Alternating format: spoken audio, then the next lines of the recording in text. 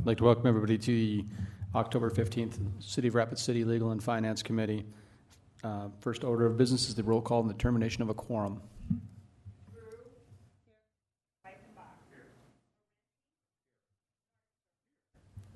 Here. Thank you. Up next will be the adoption of the agenda. Do we have any additions or deletions from the agenda? I entertain a motion to adopt the agenda. So moved. Motion by Darla, or by Drew, second by Nordstrom. All in favor say aye. Aye.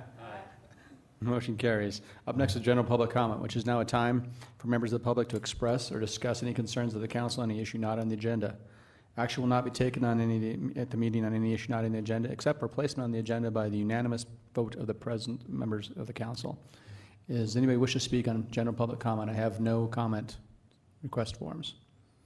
Okay, I'll move on from general public comment now on to consent items numbers 1 through 8. Excuse me. I don't have my glasses. 1 through 16. Items 1 through 16. Does anybody wish to speak on any of those items? I have no speaker request forms from those items. Going now to close public comment on those items, and I will move to the council members to see if they have anything they want to remove for separate consideration. I see nothing. Entertain a motion to adopt the consent items. So moved. Second. Motion by Laurenti, second by Nordstrom. Any further discussion? All in favor say aye. Aye. Motion carries. Okay, now we're on to items number 7. Public comment for items 17 through 23 on the non-consent calendar. I will open public comment on those items, and I will first recognize David Goodwin, item number 18. Sir, if you'd approach the podium, you have 3 minutes to speak. The 30-second light, when the yellow light goes off, you have 30 seconds left. Thank you. You please identify yourself. Dave Goodwin, Vice President of Summer Nights. Good afternoon, council members. I guess we're just here to kind of answer some questions if there's any questions out there, if there's uncertainty as far as what's going forward. One of the things we'd really like to urge you is we would like to request a 30-day extension so we were kind of rushed into this process. We'd like 30 days to go back, meet with the Downtown Association and see what we can work out going forward and work together. So. Okay, thank you, sir. I assume you'll be present for any questions? Yes, sir. All right, thank you very much. Okay, moving on to next public item, speaker request form is from Joe Lux for items 17 and 18. Sir, if you could please approach the podium. You have 3 minutes. Not that I need 18, but I'm here to speak as myself. I'm here to speak as a partner of Security Properties, and I'm here to speak as managing partner of Costello Porter.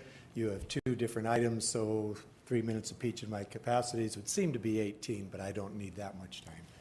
But I am here as a permit holder in parking lot number 7, a city lot.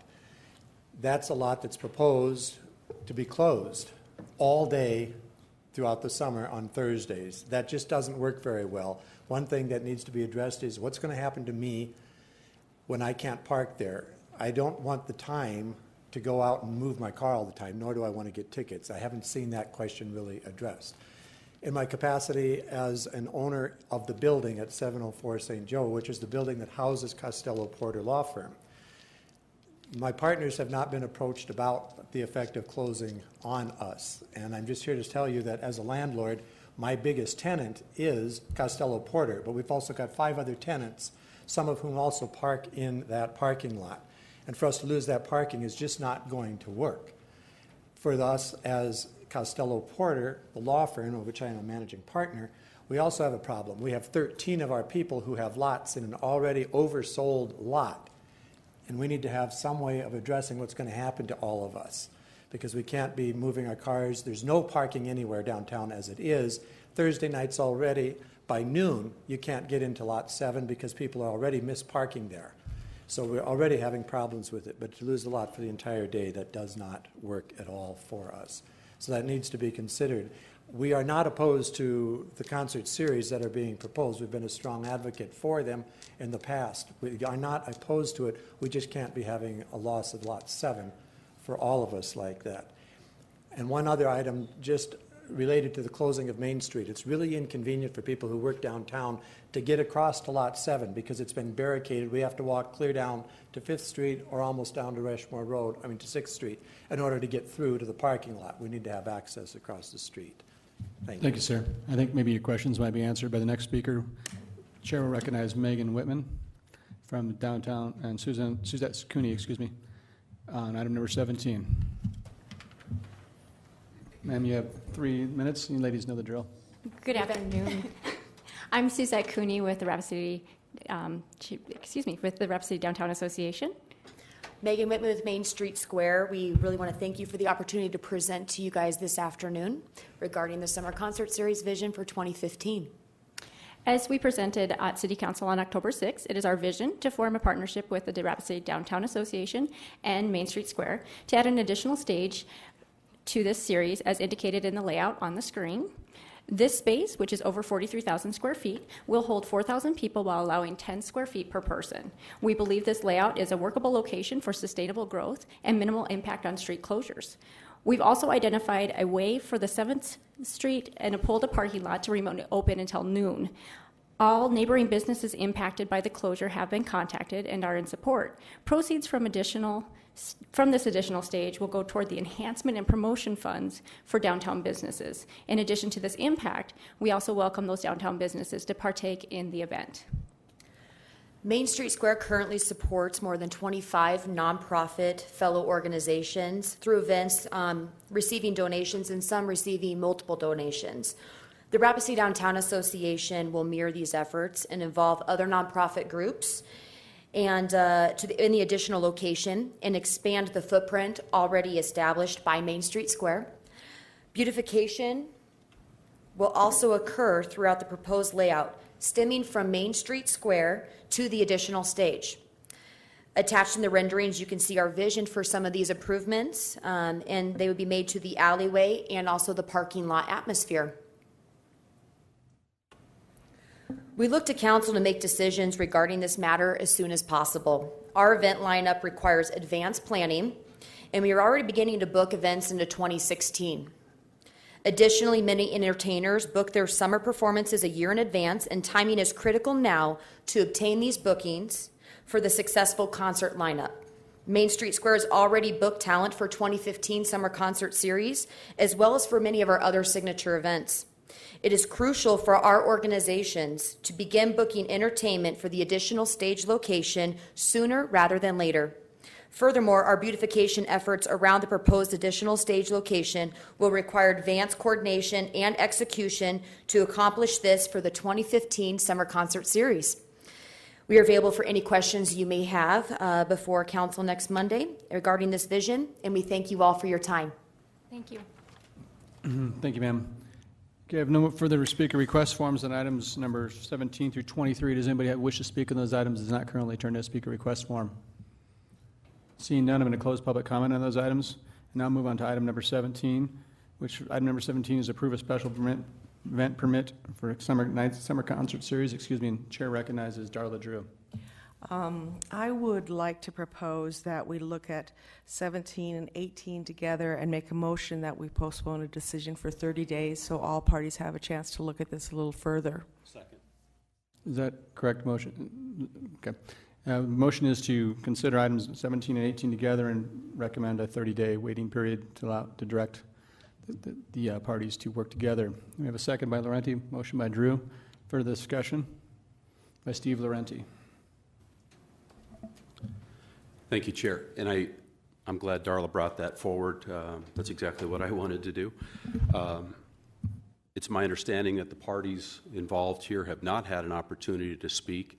And it's also my understanding, as I have not seen, and I apologize, but there's some attachments from the police and fire, I believe, on this particular issue. And there are issues involved with safety of having this expanded concert series along with, the summer nights. And the last thing I want to see is summer nights get sacrificed somewhere or that the concert series get sacrificed somewhere. I'd like to see them both go off successfully. The Thursday nights thing has been so unbelievably successful, the summer nights, to the point that we've had multiple debates because it's been so successful. So what I do not want to see is a problem with this concert series intervening with something that is already successful, and I'm hoping my colleagues would agree on that point.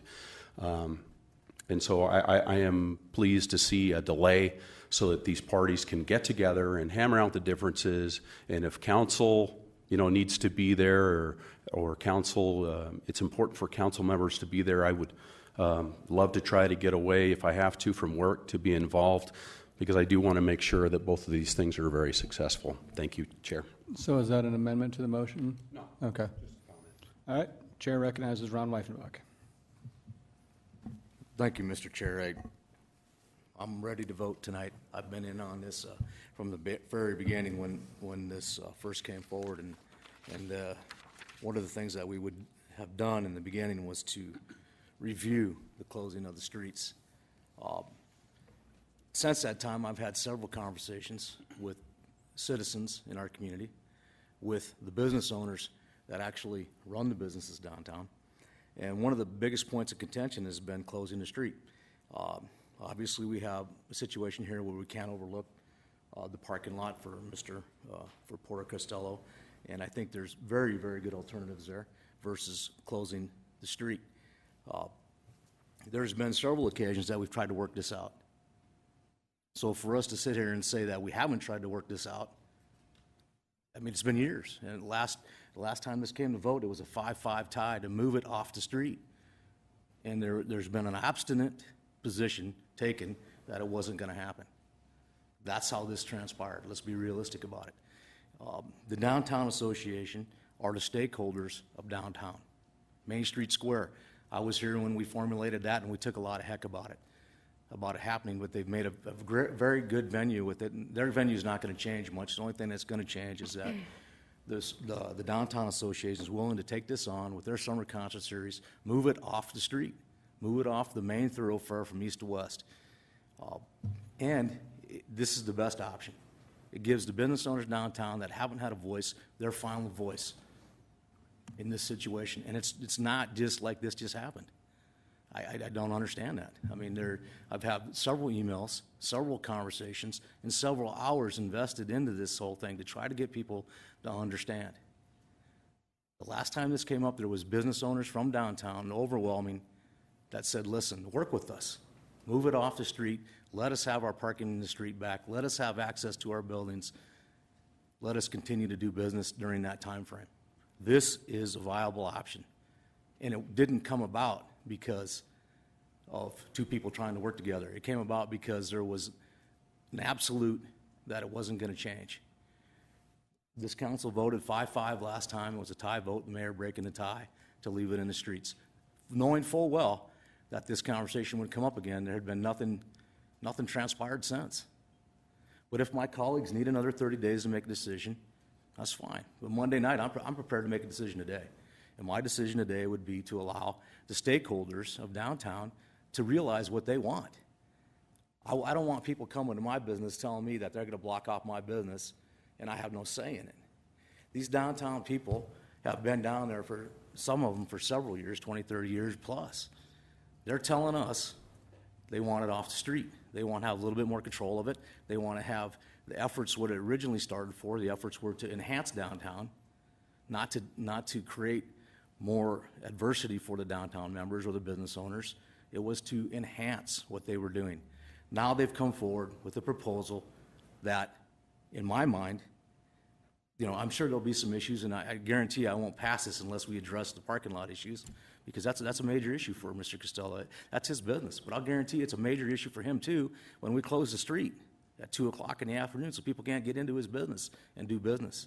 It's a major issue for First National. It's a major issue for the firehouse. It's a major issue for Prairie Edge. It's a major issue for the hair salons downtown. There's a major issue for the massage parlor that doesn't operate downtown anymore because they couldn't get clients into their business.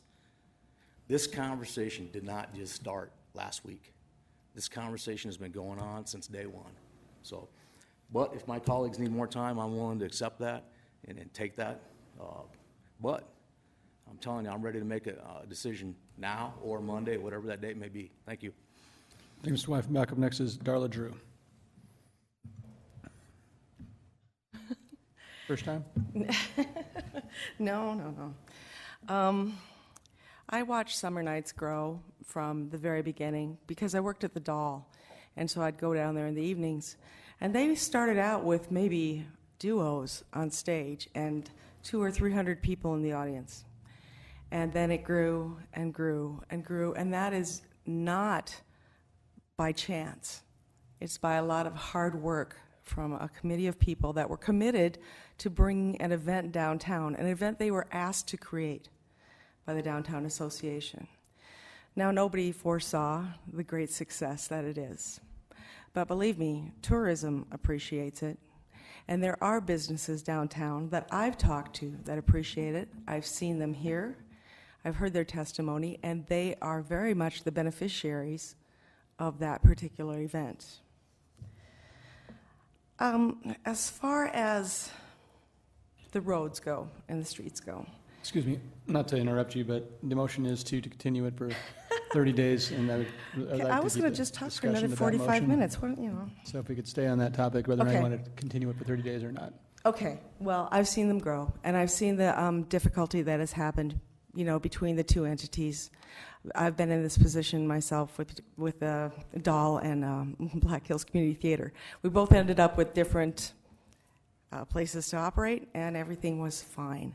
Well, with what I see now, I think they're just placed too close together to be audio compliant with each other. So I think they might have some difficulties with if both concert series went on Thursday nights.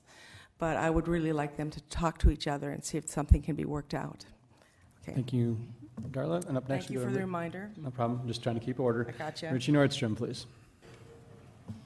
Thank you, Mr. Chair. And speaking on the motion, I think all the council members have addressed very good, solid points. However, I'm in the position of not knowing all the details. So the next 30 days, if this is actually passed in the next 30 days, to get a chance to review this, is there a process that we're looking at to actually listen to all sides involved rather than speaking one-on-one with an individual? And then the next step is to listen to that point and then have to listen to another counterpoint. So is there a process that we're being formulated? Are you proposing an amendment to the motion to have all sides meet together with council liaison? That's, Something of the sort? let me think about that, and I think that's a good suggestion. Let me process that. Thank you. Yield the floor. Mr. Weifenbach. Mr. Chair, if it's the wishes of my colleagues to continue, and I'm going to vote no, so it's on the calendar for Monday night, so we can have a full discussion from the council. And I would suggest to my colleagues to... Don't believe that'll happen. I think it'll still go on. If it's continued, it's continued. Is that correct, Joel? If he votes no, it's still continued. It doesn't matter if it won't be on the non-consent items of the agenda. It'll still go forward whatever date we continue this, skip the council. Is that correct? I believe that's correct. I mean, normally when something is continued, it does not appear on the council agenda on Monday night. Is it too late to make a motion to move it to the council without recommendation? It gives these guys an opportunity to do some research. Come back to you if somebody else wants to talk first. That way, it'll keep the... Well, somebody, assuming that you get the floor back, you could make a substitute motion. If somebody seconded it, then it would supplant the original motion. Yep. Okay. Steve Laurenti. You finished speaking? Yeah. Okay, Steve Laurenti. Thank you, Chair. If I could speak to one of the people from the Downtown Association, please. By all means, whichever one of you wants to field the question, and please identify yourself once again. Megan Whitman with Main Street Square. Suzette Cooney with the Rapid City Downtown Association. Thank you, ladies. And I didn't want to go off the cuff, so that's why I brought you up. I just want to make sure that I am correct that the Summer Nights has not met with the Downtown Association or vice versa about this issue. We requested a meeting last week. We have met with the Summer Nights organization. We did discuss alternatives, and unfortunately, Summer Nights wants to remain with their location on Main and not collaborate. Okay, and so the concert series is exactly the same as was proposed? So there hasn't been any movement on that either? There hasn't, and also to be a little clear, Summer Nights, when we did meet with them, a lot of that conversation has stemmed from collaboration in the past, and it's been a good collaboration in the past. We welcome collaboration, and I would say that Dave would also welcome collaboration. I think the locations are the issue, and that's kind of what we're looking at. And I think also the city resources are the final issue at hand here. But we do believe that our focus is for downtown, our focus is for the retail, and our focus is for the growth and sustainability of this event. Okay, thank you. And if I could have somebody from Summer Nights, please. Mr. Goodwin, please. Please identify yourself for the record, sir. Dave Goodwin. Mr. Goodwin, the motion on the floor is to continue for 30 days. Do you have any input on that? I mean, is that enough time to put together the information maybe that the Summer Nights group needs? And maybe time, it sounds like obviously there were loggerheads in the initial meeting with the concert series. But honestly, I mean, ultimately, I think what we're looking at is some sort of compromise. In my opinion, go ahead and answer that question, and then I'll... Okay, sir. I guess let me just back up. If we're gonna dig into this, we normally don't come forward with a council permit for early winter, January, February timeframe. We had to jump in at last minute after we met with the Downtown Association, Main Street Square. They told us that it was a vision. This is just a vision. We're just talking. We hugged it out, and we're going to meet again, and this is good stuff. And then as soon as we walked out of the meeting, we got a call that the police chief already had the permit on his desk. So it went from a vision to, hey, we're moving forward, going straight on. This is going to happen. So we were kind of caught in a bind, had to get our permit in just so that we could be on the same agenda today and actually speak to you guys. All right. We would love nothing more than to meet with the Downtown Association, the Board of Directors of Downtown Association, and come up with a plan to go forward. Our succession plan always was that the Downtown Association would eventually take on this event. And it's something that we would love to work with them. And we're offering, to start with, year one would be like 2 board positions. They can come in, start doing left seat, right seat. I mean, we have nothing in our hearts against working with downtown or going forward. The other point I'd like to make is Malcolm Chapman has agreed to facilitate a meeting with the downtown businesses and vet out some of these issues. In one of your letters, I believe from First National, Tom Lacine, he mentioned that we had a meeting. We met with the opposition of downtown. Their core came together with our executive council. We met, we discussed a lot of great ideas. That's where the permit in front of you talks about swapping streets, Main Street to St. Joe. Mm-hmm. That would help the businesses that are benefited by Summer Nights. That would still help them. The businesses that are hurt, it would reduce 50% of their congestion on a Thursday night.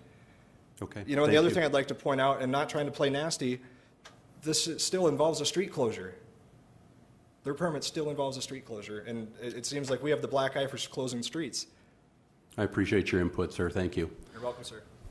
And I think with that, I mean, honestly, I think it's clear that we need the 30 days. I support the motion on the floor, and we need more information, as Alderman Nordstrom had asked for as well. So I'll be voting for the motion on the floor. Thank you. Thank you. Chair recognizes Ron Weifenbach. Mr. Chair, and I appreciate the motion, but I've been through this before. I will support the motion because my colleagues need more time. But the point and the fact of the matter is, I want assurance that they're going to take the time to do the research, and there's got to be time frames. I mean, for everybody involved. Obviously, you got 2 groups of people, and I got to say one thing: there's a big difference between closing Main Street and closing 6th or 7th Street. I mean, huge. It's not even. That's comparing apples and oranges. So I just got to say that. But I do appreciate the fact that if my colleagues here want more time, then do the homework and get the information you need. Let's line out what information you need so they can give it to you. If you know what it is today or tomorrow, give it to them, talk to them, and find out what you need to make a decision. Obviously, it's come down to the street closure. This has already been to a council vote once before, 5-5 vote at that point in time, and the contention was the street closure. And it sounds to me that Summer Nights is not interested in moving it off the street. So, I mean, I will support the motion as long as you guys do your homework. Get this information as fast as you can so that each group can move on with their life. Thank you. Thank you, Mr. Weifenbach. Chair recognizes Mr. Richie Nordstrom.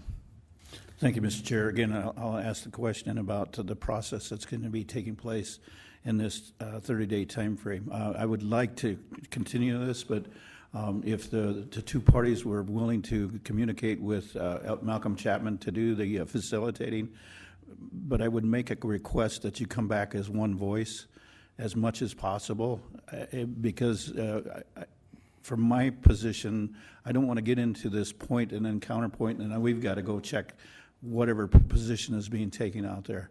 And so if you can come back, do your best, come back with one voice. At least this council member would really appreciate it. Thank you. Thank you, sir. Take a second as the chair, seeing no other lights. I think perhaps the message you're probably getting from the committee is we'd like to see you guys get together, but we don't want to just like promise you get together. We want to actually see it happen. So without actually directing you, since you're all adults and independent organizations, I think perhaps we'd have more than a couple of council members be willing to serve to meet with you as part of that meeting you have going. So if you could keep us in the loop, it go a long way to making the decision a lot easier next time you come forward.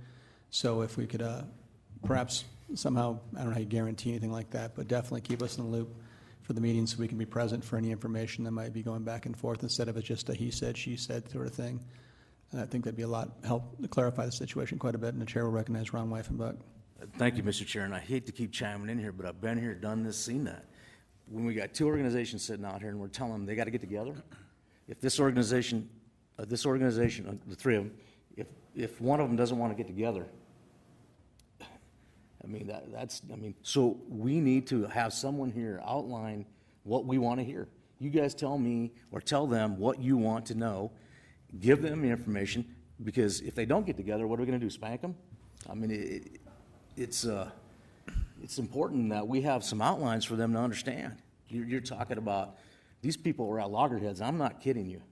I've been in on these conversations several times and for years. So if we leave here today and say, you guys need to get together, and they don't get together, then what are we going to do? Say, well, you then didn't we'll be get picking together? winners and losers, and that's just the way it's going to be. But I'm telling you right now, what I just suggested is that they all would behoove everybody to get together. If they don't do that, we can't make them do that. Of course not. But the fact of the matter is, it would be of benefit to everybody if they would do that. So that was my suggestion. Mr. Chair, so if we give them this message and we come back here in 30 days, are you guys prepared for their answer that said, if that happens, I just want to be able to go on in 30 days and be able to move on?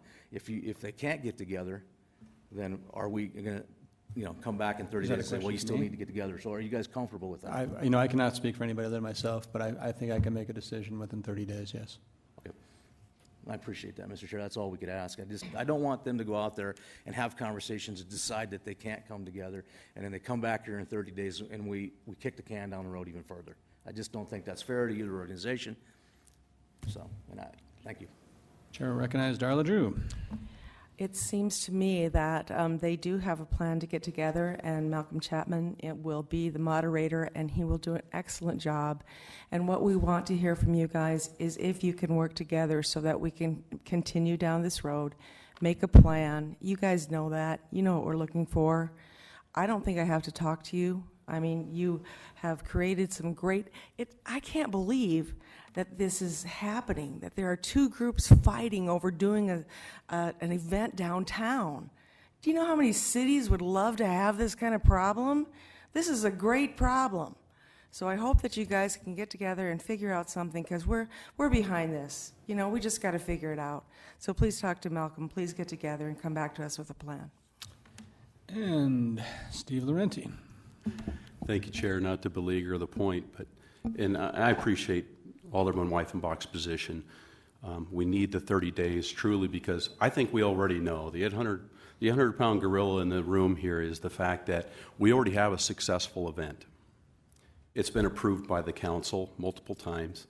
It's been approved by our public safety multiple times.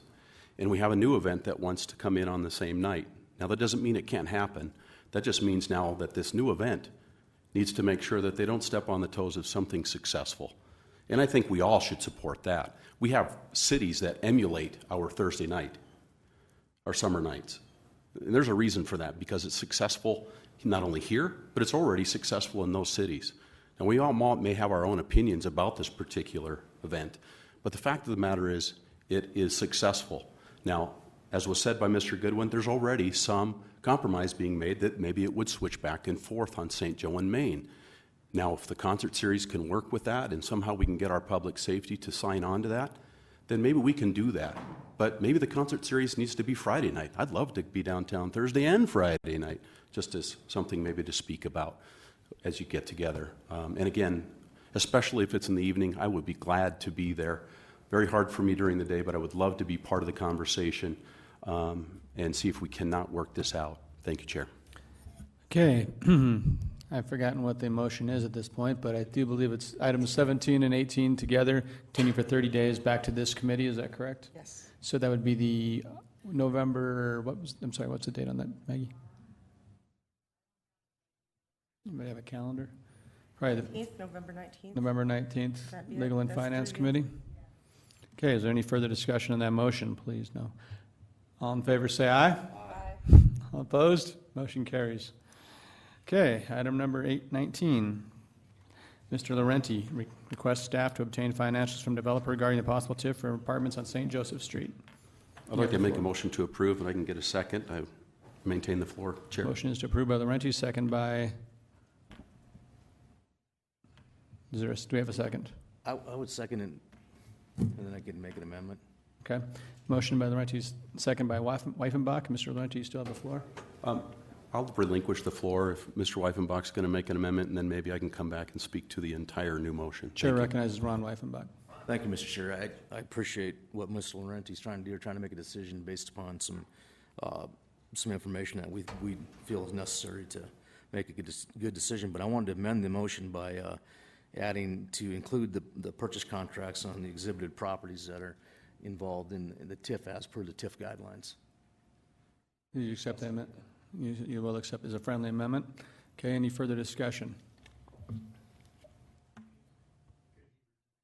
Please, could you please repeat the motion, Mr. Laurenti, and Weifenbach, I guess, as amended? The motion would be amendment to include the purchase contracts on the exhibited properties on St. Joseph Street as per the TIF guidelines. To Okay. See the contracts that are involved on the purchase of the properties. You got all that, Maggie? Okay. That makes sense? Okay, and Chair will recognize Steve Laurenti. Thank you, Chair. And to the amendment, and I just want to make sure we're clear, Ron, if you can answer this question for me. Are you asking for Phase 1 and Phase 2, the previous TIF and the current one that's being appealed to the Planning Commission? At this point, it's the one that's being appealed because I will bring forward another amendment later to get some more information on the previous TIF. So I just wanted to clarify that, so it might be easier. It's to get the financial information related to the land purchase for the Phase 2, which is what the latest one that's being appealed to the Planning Commission. Just to clarify that for the record. But to the motion, I'm hoping that my colleagues will support this. Honestly, I didn't think that I needed a motion, but after speaking with the Attorney's Office to gain the support of the entire council, I wanted to speak to that, mainly because it's really a request for information. This isn't a vote of whether you're for or against the TIF or like TIFs or don't like TIFs. It's about getting all of the information so that we can make an informed decision. Mr. Weifenbach, Alderman Weifenbach, and myself sit on the TIF committee for this second phase. It's a great development. It's a great private development. And what's missing are many of the things that are required by the criteria for a TIF, which is why it failed at committee level. And so this is an opportunity for the developer to bring forward the information that we need to make an informed decision. It's not for or against it. It's to get the information so that all of the council can make a wholeheartedly well-informed decision. And so I'm hoping that my colleagues will support the motion on the floor. Thank you. Chair recognizes Richie Nordstrom. Thank you, Mr. Chair. I believe this question will go to Brett Limbaugh for clarification.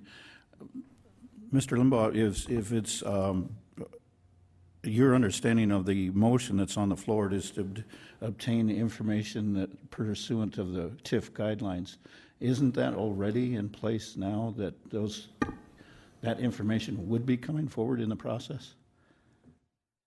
They do give us certain financial information regarding the TIF. I think what Mr. Laurenti is asking is for some additional information regarding their financial statements and the purchase contracts. And so we can go to the developer and ask for that information and see if we can obtain it. Thank you. And I just want to make sure that we're not getting into an area of confidentiality. So that it is the personal information of the developer, that we're not stretching into their confidential information. Well, I think that's up to the developer what they're going to share with us and what they're not going to share with us. So I'm not sure what we'll come back with, but we'll make an attempt. Thank you. I'll yield the floor.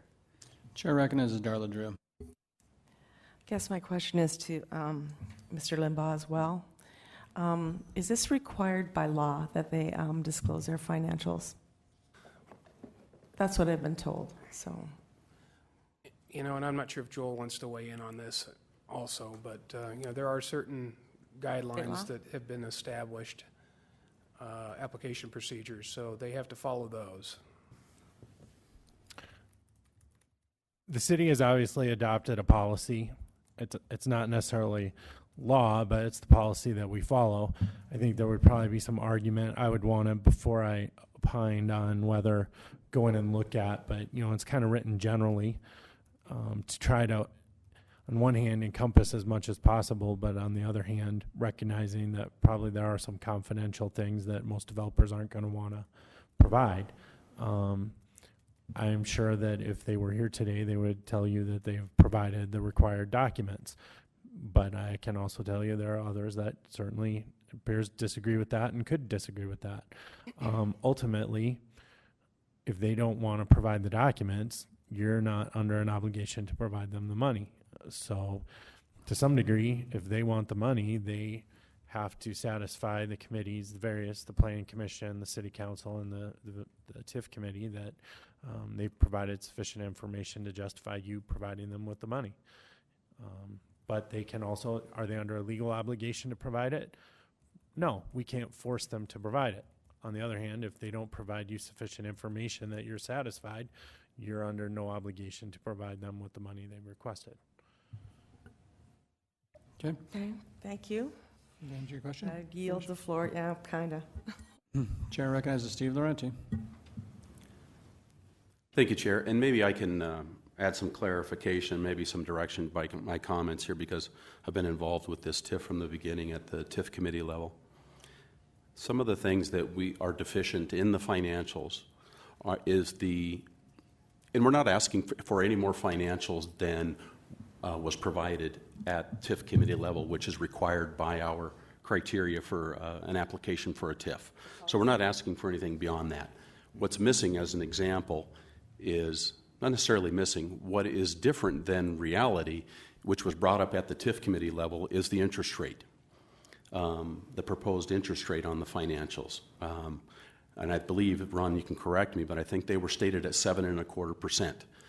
The fact of the matter is, everybody at the committee level I shouldn't say everybody, but the majority brought up the fact that they knew that 7.25 was much, much higher than the market rate that they're actually going to get.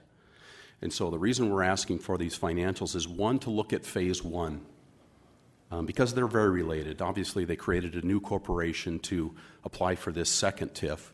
But the fact of the matter is, the reason we're asking for phase one is so that we can see the actual market rate that will be much closer to what they're actually going to receive, because that's important, because the interest rate makes a huge difference in whether this proposed TIF operates in the red or operates in the black. And the interest rate alone makes this thing cash flow in the positive. And so that's why, that's one of the things that we're looking for, is what is the actual market rate going to be for these financials on this particular development. And maybe Alderman Weifenbach can add to that, I'm not sure, but that would be one of the things we're looking for, Darla. So. Chair recognizes City Attorney Joel Andine. Thank you. Based on the discussion at the TIF committee and based on our policies, I felt I should probably respond to that. We used to calculate the TIFs at 9%. The reality is that when you look to see if this pencils out, you have to use a number to see if it pencils out. And it's kind of a chicken or an egg thing, which comes first.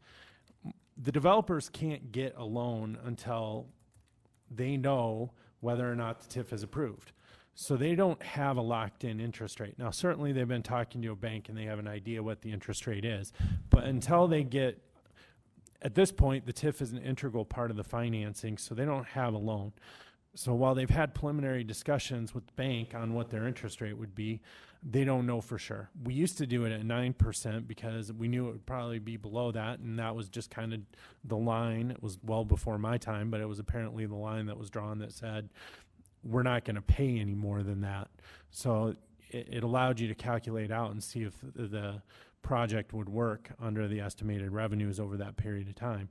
Now in this, they've submitted the 7.5% as an example, but I believe at the committee they acknowledged they anticipate the actual interest rate to be lower. I can't recall specifically if they threw out a number, but I want to say they threw out something in the 6% range. But again, until they actually know whether the TIF's approved, they're not going to have a definite interest rate. But the question at this point is whether it pencils out at that rate or not. And that's why that rate was used, because it penciled out over the 20 years and could show they could repay it. Thank you, sir. Chair recognizes Ron Weifenbach. Thank you, Mr. Chair. Thank you, Mr. Laurenti and Mr. Landine. And I sat on the TIF committee, and I can tell you one thing. There's no chicken or egg here. The issue is we are asking for the information that was required by the TIF guidelines. There's nobody that I know of that can go into a bank with a newly formed company and get a loan. This ain't going to happen. If you have no financial information, they're going to look at you and they're going to laugh you all the way out. A newly formed corporation was made for this project, which I completely understand. But it should not circumvent the guideline that says, in a TIF, you say, does this project, on their application, they say this project would not happen if it was not for the TIF, because of the cash flow, the purchase price of the properties. When you look at the pro forma, and there's a negative number on the pro forma. This is what they gave me, the information they gave me. All I'm asking for is the information that we want, that we deem pertinent, as me, a public official, representing my citizens in the community when I'm going to spend their money. If this was my money, I could make a decision all day long. The difference between a 7.5% interest rate and a 5% interest rate on this project is $250,000 a year. That's a big deal. If you look at that cash flow, that pro forma on the TIF right now, it does in the black if you add back the non-cash position of depreciation. If you add that back, the pro forma they gave me, cash flows. I didn't want to get into this conversation today, but I'm only going by what the information I gave and what I am required to have to make a good decision. So when we say, is it a chicken or an egg? Well, the fact of the matter is, if you're going to go to a bank and you're going to get a loan, they're not going to give you a loan on a company that just opened up 2 months ago.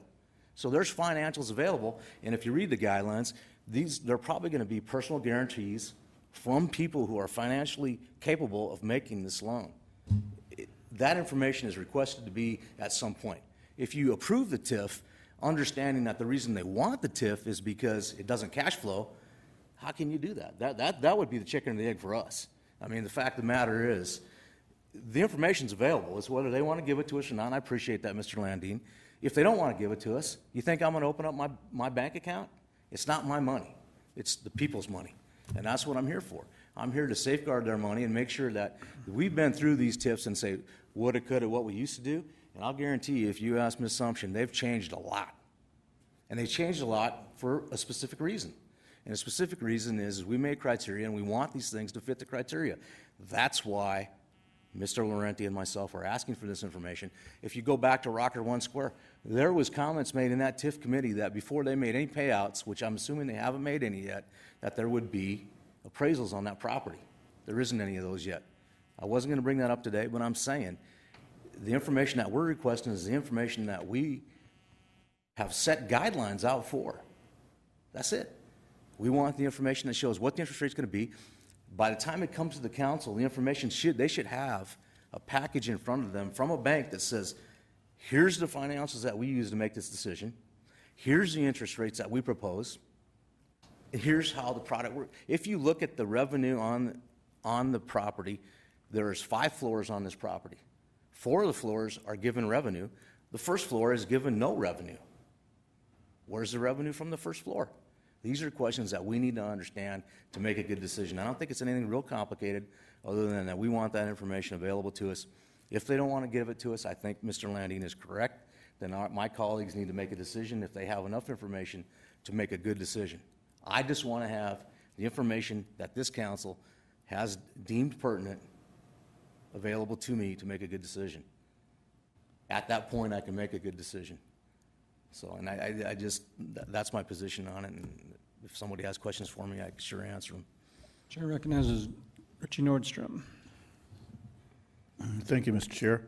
It's been a while since I've taken a look at the guidelines, so I appreciate what Alderman Weifenbach is bringing forward to us, and I applaud you for digging into the proposal that deeply on it. The couple of questions I have for either Mr. Landine or Mr. Limbaugh is that when the guidelines are established as we have them right now, all of that information was presented to the TIF committee pursuant to the guidelines that were already established? Whoever wants to field that.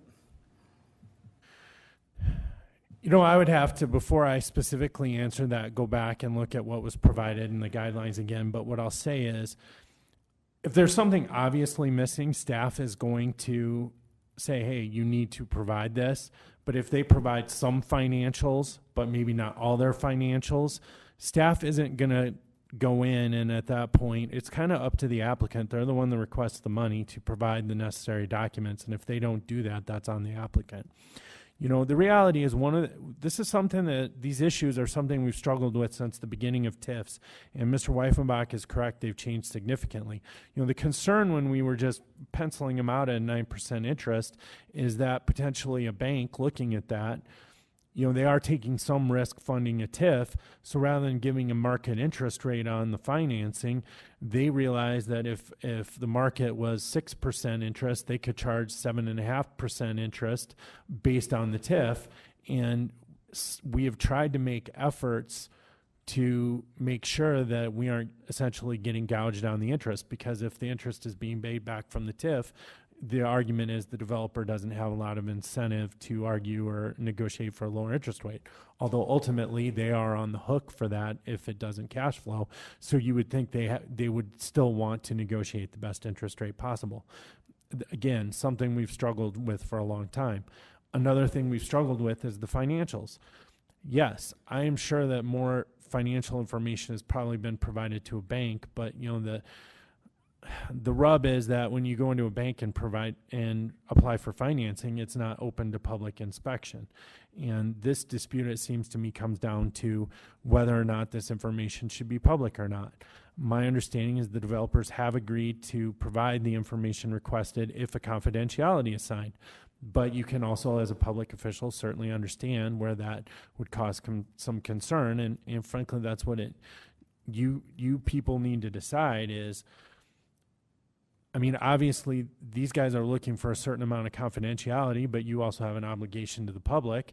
And you know, if you're applying for public money, where do you draw the line between confidentiality and what the public is entitled to know to receive that money? And staff can advise you, but ultimately you need to make that decision. Certainly, this comes down to confidentiality. There's information they're willing to share, but do not want disclosed publicly. And to what degree, how we splice that, I mean, obviously you can base a decision on that, but what you can disclose about why you're basing your decision if you were to agree to look at it without confidentiality is really the question. And again, that's something that you guys need to sort out.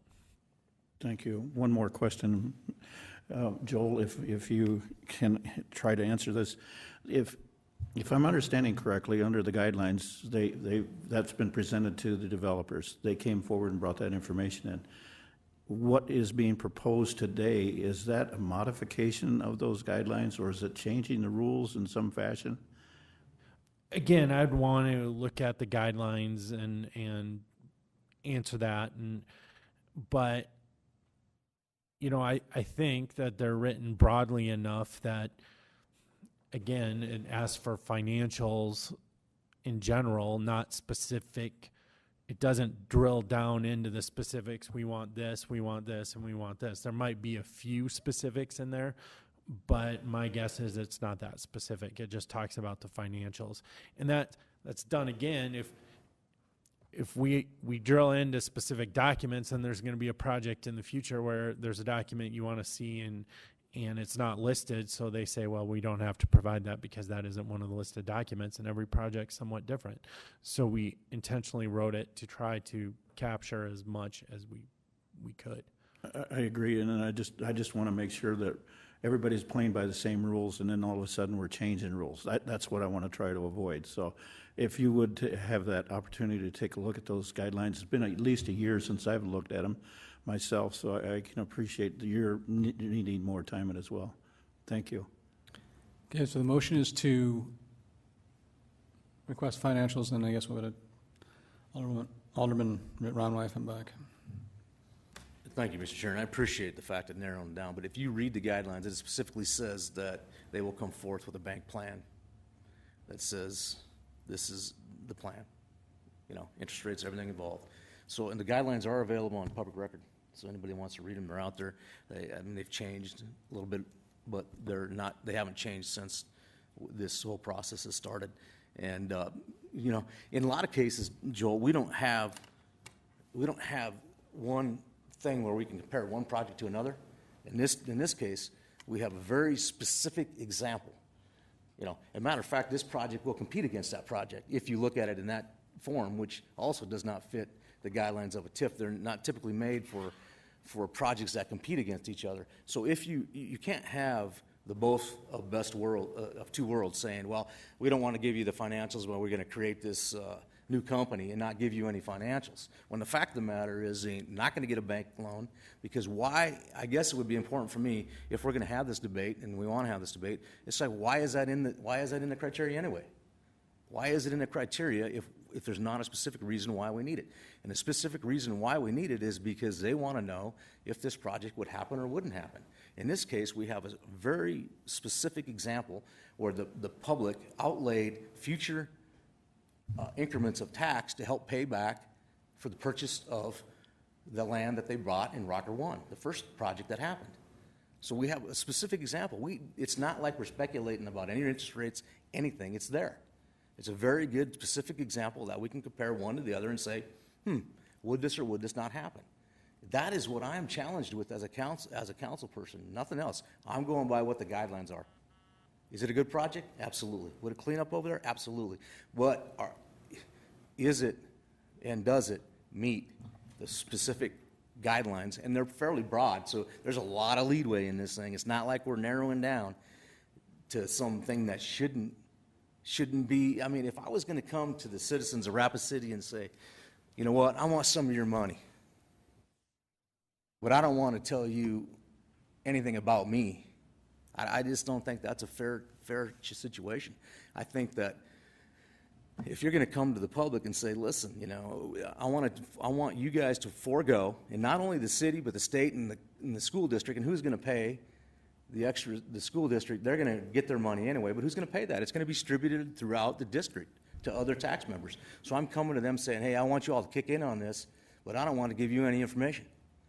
I don't think that that's feasible. I don't believe that that's what the spirit of this whole TIF guideline was meant to be. I'm only asking for what this council over the years has narrowed it down to.